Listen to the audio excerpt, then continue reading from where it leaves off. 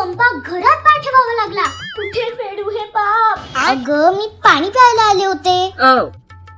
अरे देवा, अशी कशी विसरली मी तुमच्या बेडरूम मध्ये जार भरून ठेवायला. माफ करा हा मला. अशी परत चूक कधीच होणार नाही माझ्याकडनं. अहो सासूबाई, एवढी IIT शिकलेली सून काय उगाच आणली आहे का तुम्ही घरात? मी नाही करणार तर कोण करणार तुमची सेवा? थोड्या वेळाने बोल ग ऐश्वर्या.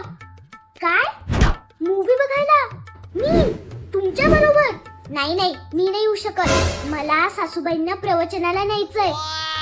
सासूबाई इतक्या मंत्रमुग्ध होऊन जातात ना, त्यांच्या चेहऱ्यावरचं ते सुख समाधान बघण्यातच माझा आनंद दडलाय.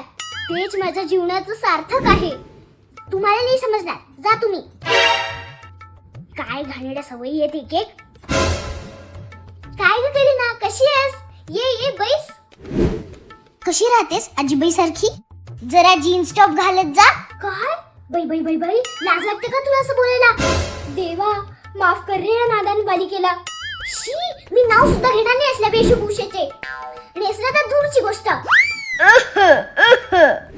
अरे बापरे, सासरी भाऊ बाहेर चालले वाटतं.